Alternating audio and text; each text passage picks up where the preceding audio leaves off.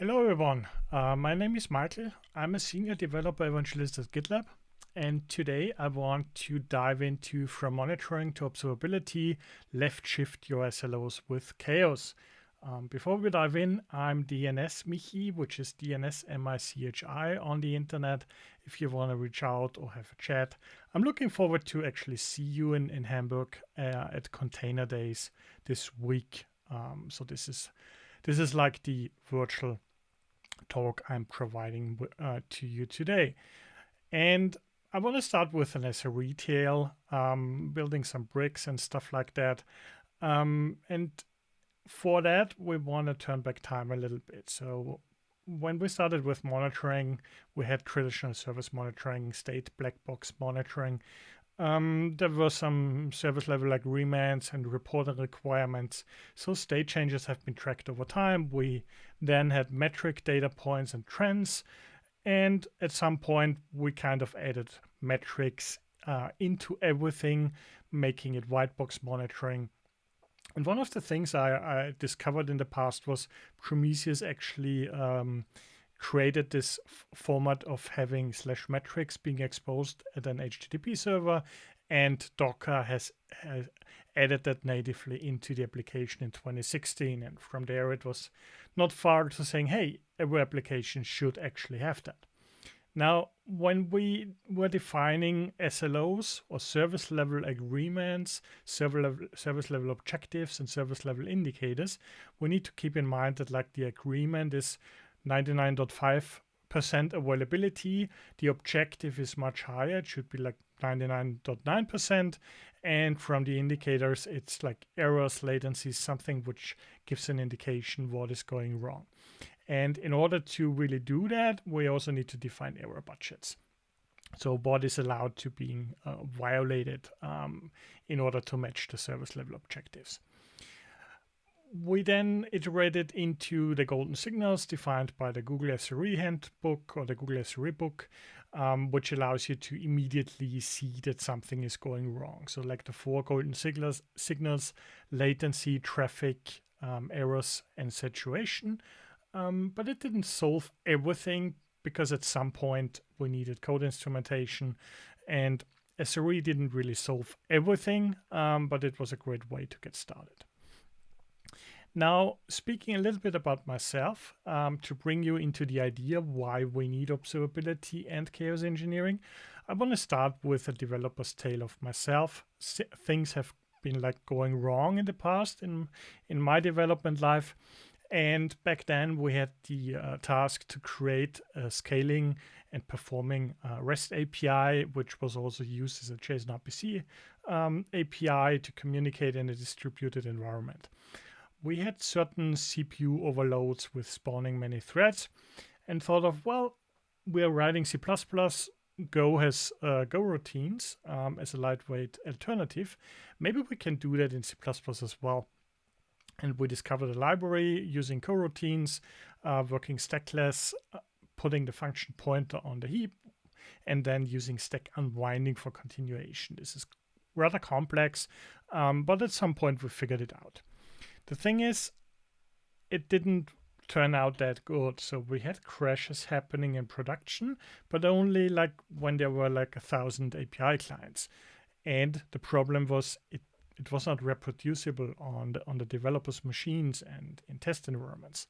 So the memory was corrupted or maybe exhausted. Maybe there were some leaks. And to add more to the problem, on Windows, there were specific crashes. So there were stack guards and the security scanner triggered the crashes. And basically it was a mess. It kind of led to burnout of myself as well. In a retrospective, I would have loved to have something like defining a service level indicator, which could have been the memory usage or mem usage level, and the service level objective should be on every commit or merge request being created. The memory does not increase by 10%, for example. And this totally meets to also meet the ops requirements. so that everything is fine and actually the next release doesn't create all these problems with memory leaks and memory problems in customer and production environments. In the end, we would also have been benefited from metrics monitoring in CI/CD already, so things being triggered before it's actually put in production, and maybe some sort of like chaos engineering for API requests and creating things you cannot really simulate in a test. Now, chaos didn't stop, or the things which broke didn't, which have been broken didn't stop. So shifting gears into an ops tale, and spoiler alert, it's always DNS. When I was working at the University of Vienna back then, we also maintained the .at ccTLD, and it got DNSSEC. So the idea was simple. We had a signing hardware, there's a state machine of steps, verifying things, and then everything gets deployed and DNS is safe, basically. On a Friday afternoon, the script has been changed, which was responsible for the deployment, and it was deployed to production.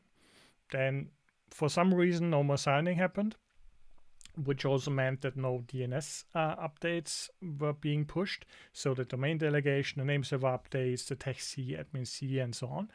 Well, and we had monitoring, but let me tell you, well, we also monitored, for example, the zone serial age. And the problem was there were like, I think 25 or 30 name servers alerting at the same time. So the first alarm came on Saturday at 3 a.m. via email. Basically, it's fine. Nobody's awake. At 4 a.m., it was SMS, and we didn't have any alert groups. So it was like fire in the hole on the mobile. And at 5 a.m., everyone was awake, and we needed to do debugging and figuring out the root cause of the problem. Now, we figured out that the change was persisted in Git, which we thought about as a corrective action. But the thing is, it was directly rolled into production. So there was no CI/CD or quality gate in place, which could have helped prevent this situation. And from there, again, thinking about what could have been, maybe having a staging signing hardware where everything can be like simulated or being tested properly. And all the changes should be rolled out with infrastructure as code or GitOps workflows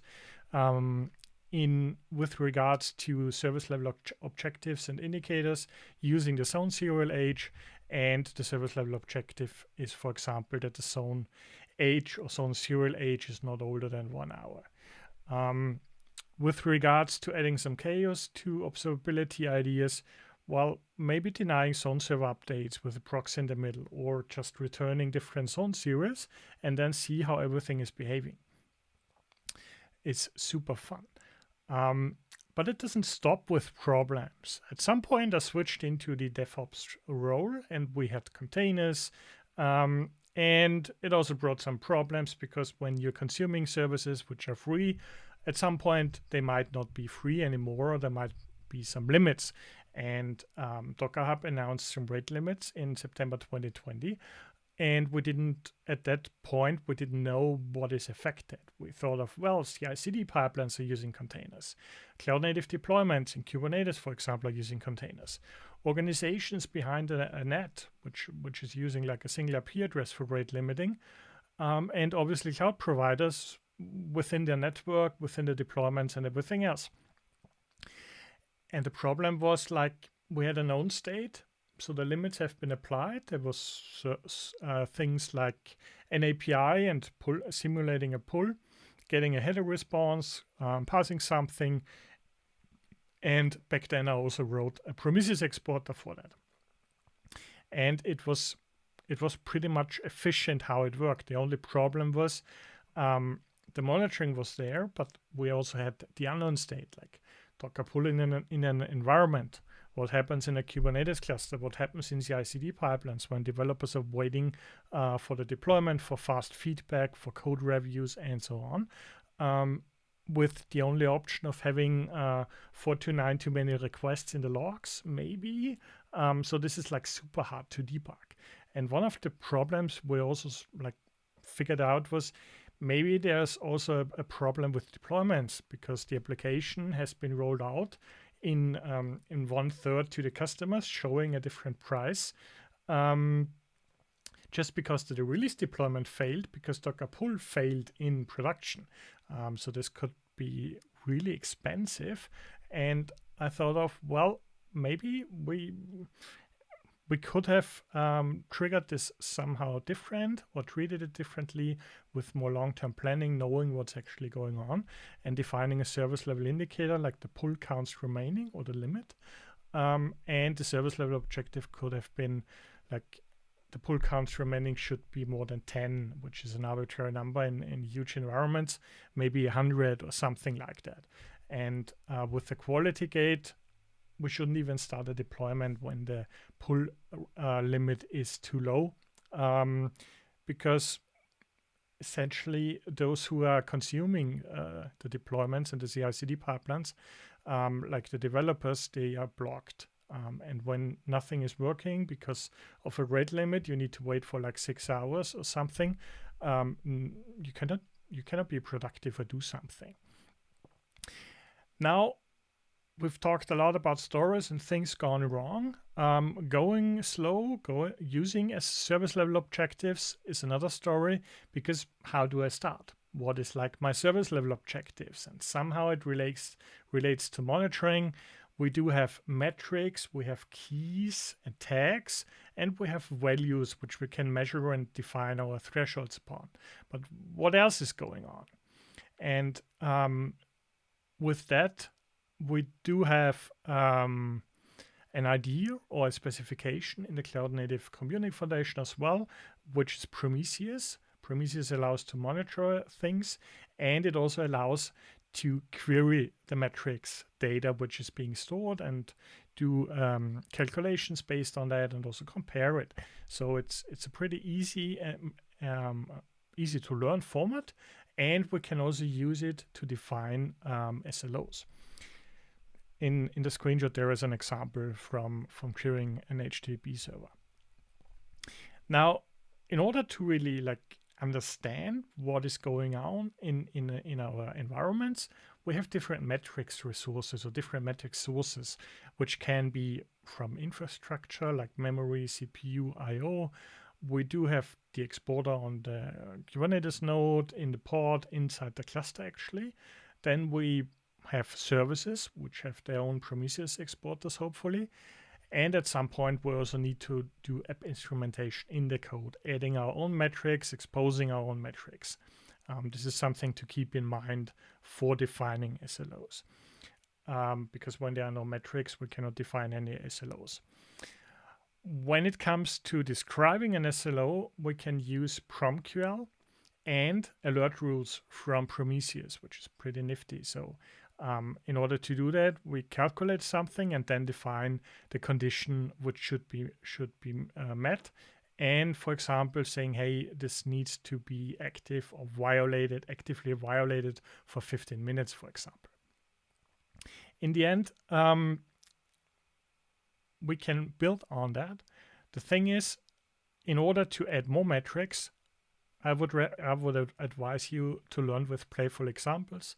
So create your own Docker file, CI/CD build images, container registries, inspect the Prometheus operator and the service monitor custom resource definition, and then start inspecting metrics with Prometheus and later on with OpenTelemetry.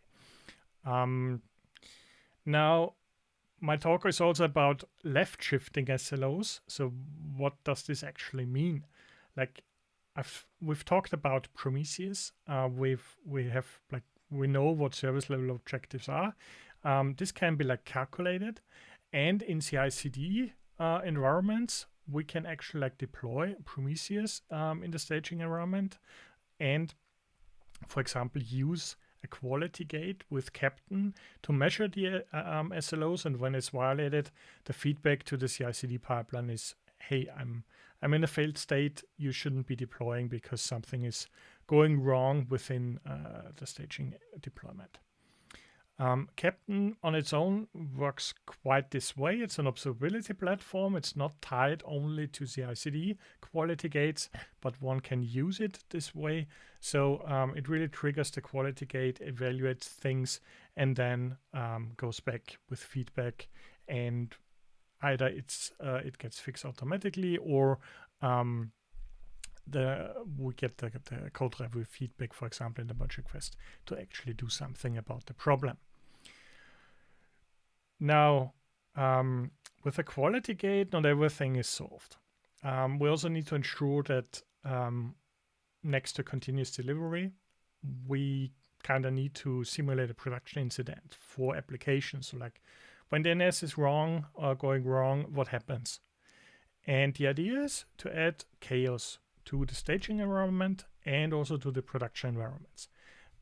The outcome should be triggering alerts and service level objective failures to immediately see what needs to be corrected, specific alerts being redefined or refined, and so on. Now, how can we actually do that? So left shifting with chaos. And in order to really do that, we kind of remembering what we said with metrics. We have cloud native, we have clusters, we have deployments, and then so-called chaos frameworks have been built in the open source community. They define experiments, and oftentimes they also provide instrumentation SDKs to build your own chaos experiments based on top what already is provided. One of the examples or one of the tools is Litmus Chaos, which allows you to fail your infrastructure or cluster, see how the application behaves, see if the SLO is still matching, and then define your actions and improvements. It provides experiments and workflows out of the box, and it's easy to get started with. Another application or another tool is Chaos Mesh, which we will be looking into in a little bit. It kind of works the same way. We're failing Kubernetes or hosts. We have chaos experiments, which either run once or continuously in a schedule. And failing DNS is always a good idea because sometimes it's really always DNS. From the usability perspective, Chaos Mesh provides UI or CLI. It has a preview and some like scheduling strategies. I found it pretty straightforward to use. And just to reiterate, to all the stories which I talked about before, chaos engineering could help this way. For example, for an SRE, we can simulate CPU overload or stressing the CPU. Maybe the HTTP requests get blocked, following the golden signals to figure out latency and so on, and errors. As a developer, I want to have many API clients which are not closing the connection, so something is leaking potentially. For an ops, we want to obviously intercept DNS traffic or things do not resolve, and then we see how the applications and the deployments actually behaving. And from a DevOps perspective, maybe we could build something like a registry proxy which limits the container pools, and then we can see how like the deployments are being behaving and so on. Now, thinking about your own chaos, there are experiments and SDKs, so there might be also the possibility to natively integrate that into your CI/CD workflows using documentation and what is available or community forums and resources. On the other side, when you're thinking about your own chaos, there are limits. So you should be evaluating the resource usage, because when you're simulating something which leaks memory at some point, maybe you're paying too much. And also define a maintenance window or window where the chaos engineering happens so that it doesn't harm existing workflows or teams. And also know that it won't solve immediately all the reliability issues you might be seeing, but it can help you with new perspectives in combining chaos engineering with SRE, for example.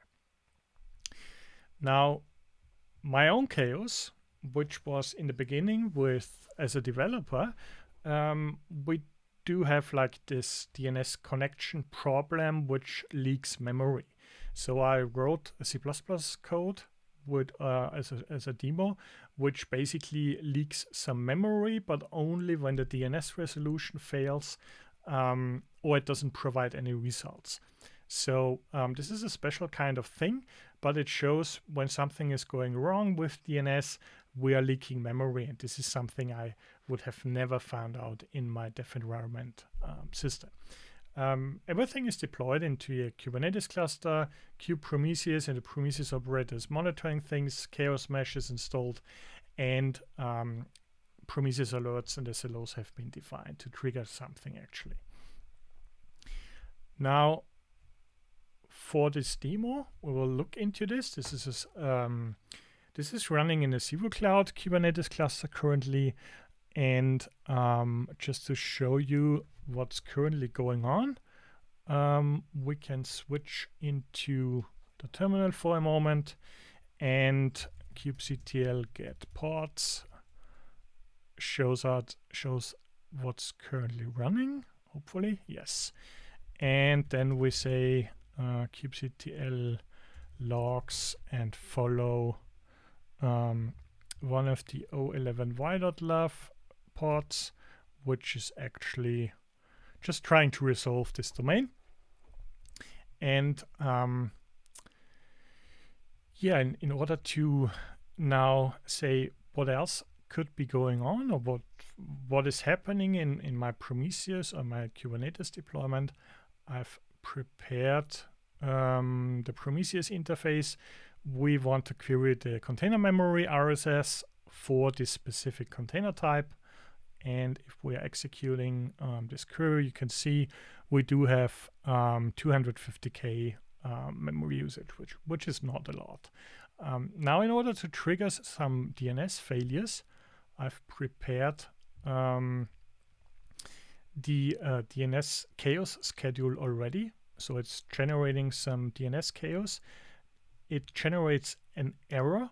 It doesn't fail, but it generates an error so that we can like fail everything which is following these patterns for these domains. And we want to start this one because, yeah, we love chaos. Now that this is being started, we should actually be seeing some errors already, which is great. Just need to scroll a little bit, a little bit up, maybe not. Yeah, over there it was. At some point, the chaos experiment will stop. I think I configured it for 1 minute or so. And next to seeing that nothing is working, we should also be seeing an increase in memory, actually. Yeah, actually, we are already leaking some memory. And maybe to show this a little more in the scope, we can see that the memory is going up and it's going up, and then there is a certain limit for this memory where we should be seeing an alert actually. Let's quickly inspect the alert manager over here and refresh. Do we have some new alerts which need to be handled? Not yet, but maybe this is coming in fast. Let's see if something is over here. And you can see that I've been testing before doing this talk recording. Yeah, but no, it's not yet triggered. This is like the demo problem all the time. Let's see if we do have some more memory. Yeah, it's consuming much more memory over time. So it's still failing and then continuing what is going on. Now everything is fine again. So the schedule or the experiment paused, and then the next experiment will be starting. And at some point we can actually see that memory will be leaked. And hopefully we can see, yeah, we have some alerts being generated, which is pretty accurate. Yeah, it's UTC. It's a little late actually, doing this talk recording. But anyways, we can see that we triggered the alert, and potentially we should be seeing the alert over here as well. Yeah, and it doesn't look, for some reason it's pretty slow now. It's just for testing, so it's need to work on the payload and things like that. But this is like an iterative process. If we are like navigating back to our use case, we have kind of proven that the DNS chaos is leaking memory, and we can trigger our SLO and everything is fine. Now, what else can we do? And this is like the screenshots of what I did before. When we're moving from monitoring to observability, we also need to keep in mind there are not only metrics, there are logs, events, there's distributed tracing, there's continuous profiling. There are so many observability event types which we need to keep track of. And we also need to potentially shift from monolith to microservices. But you need to stop, and you need to start focusing on metrics and tracing, but everything else is like, it's okay. Traces are a little different to logs, spans with start and end time, more metadata in the context, code instrumentation might be needed. We do have OpenTelemetry, which is growing fast. It needs you to bring your own backend, like Jaeger, Elasticsearch, ClickHouse, and so on. You can build your own distribution, and it also has auto instrumentation for certain languages, which is great. Another idea is using eBPF, maybe combining it with SLOs, so like on the kernel level. Implementing observability could also be an interesting idea, just leaving this idea for you now. And in the end, we want to shift left. So as a developer, we want to see, or we should be seeing, the value in metrics, logs, and traces, which is quite more than that. So it's observability. And we also need to provide insights into the applications for everyone not familiar with the code. So like as an SRE or DevOps engineer, I want to see, is the problem the code or something else? And for that, I would recommend using boring solutions, like starting with metrics and Prometheus, adding tracing with OpenTelemetry, maybe metrics in OpenTelemetry at some later point, and collect more observability data to really decide what is going on, to see things. Left shifting the SLOs is observability needs to be everywhere. So we need to collect everything. We need to learn app instrumentation and educate everyone. Team onboarding is super important. Integrate that into DevOps workflows, so like SLOs and alerts in CI/CD, merge requests, alert channels, incident management, and also make sure that you're using cloud native benefits, so like everything in Kubernetes clusters. We do have Litmus Chaos, we have Chaos Mesh, we have OpenTelemetry, we do have Prometheus, and we have a great community around it. Adding Chaos helps with everything, and we need to verify the SLOs, the quality gates, and the reliability, and iterate and innovate.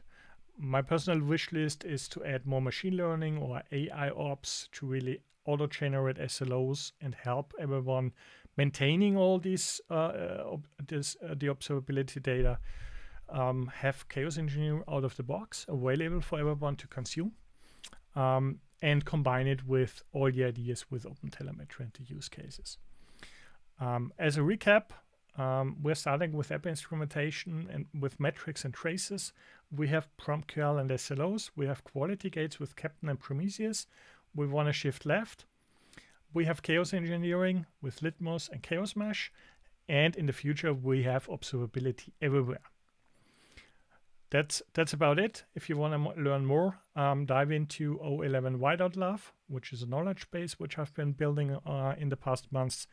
And I would love to connect with you and talk everything about observability, chaos engineering, SRE. Thanks for listening. Thanks for attention. If there are any questions, hit me up either now or as DNS Michi on social media. See you around and happy observability.